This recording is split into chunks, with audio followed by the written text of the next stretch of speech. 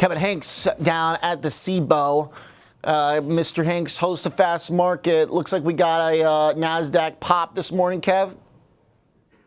Yeah, exactly, Oliver. Welcome to day 2 at the SIBO Global Markets and day 3 of the Trump administration. And both of those are really good for these markets. Oliver, you know, yesterday we focused on the 3 things, the 3 major macro drivers: lower dollar, lower yields, lower crude oil.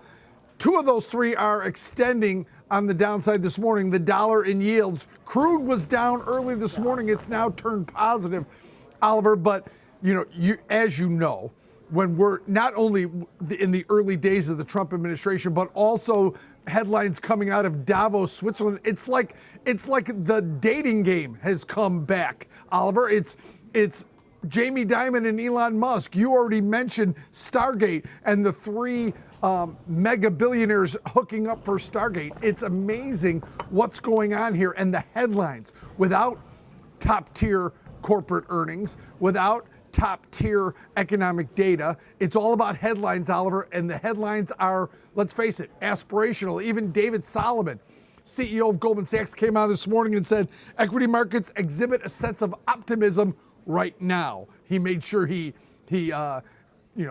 tempered that with a right now. But so far, Oliver, a lot of positive, aspirational looks at the U.S. economy going up. Energy, mergers and acquisitions, all those things now seem to be on the front foot of the U.S. economy. Now, mortgage rates, mortgage applications this morning with a 30-year mortgage still over 7% are dragging. Right? We still need those rates to move closer to 6 than 7 to spur a little housing strength. But right now, it's Netflix's earnings were strong. United Airlines earnings were strong. Another positive day. However, you know, like you mentioned, we're doing this right now without the Russell, Oliver. Yeah. Today, if we switch Russell to NASDAQ, that seems like a pretty favorable swap generally for the market cap, of course. The fact that you've got double-digit moves and names like Oracle, Seagate on earnings. We'll talk a few of those that gave us reports.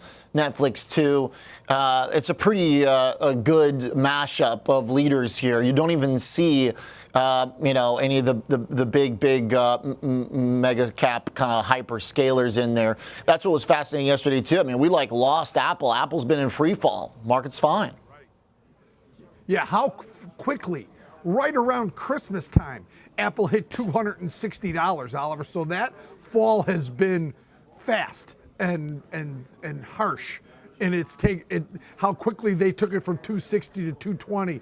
We'll see. You know, I think the 200-day moving average in Apple is right around $217. So things are going to get interesting right around these levels. But yeah, Apple, you know, remember, Oliver, you and I talked about this, what seemed like all summer, fall, and into the winter. So much built in to Apple's price and valuation based on this super cycle.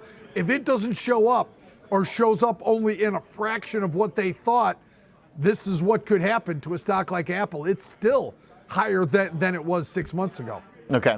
That's kind of where we're at, where a lot of this stuff obviously has had a big run, so some consolidation, some chop might be worth it. I mean, we've been chopping for better part of 6 months in the semiconductors, so the fact that we saw strength yesterday and some follow through here with some of the big names, that to me is a pretty big deal because that thing has been stuck. With the dispersion within the group, you've had a few big winners, but several laggards. So if we get that group to technically break out, I mean, that's a pretty big piece of the puzzle to fall into place for bulls that actually hasn't even been there. Sure, and just look at the leadership, right? If you look at NVIDIA, that got up to 153 and then struggled right back to that level of 140 that, frankly, Oliver, again, you and I have talked about this. It hit 140 last June. And it's still sitting right around 140, even though it did, get up over 150 at one time. So that leader in that space, that name that so many other names seem to trigger off, has been struggling lately. So all those things will help. A little re-energizing. So remember, we've got large cap tech earnings on the horizon, not very far away. So things are going to get real interesting here in about a week or so. Okay. All right. So it seems without any major economic data, I mean, it kind of feels like objects in motion stay that way. As you like to say, inertia. Not a lot to get in the way of this market right now. And the headlines, remember, I'm such a big fan of the news flow and how that comes out. And right now, the headlines are just extremely positive, Oliver. Okay. All right. Good stuff. Big tech ramping up. Thanks, Kev. Appreciate it.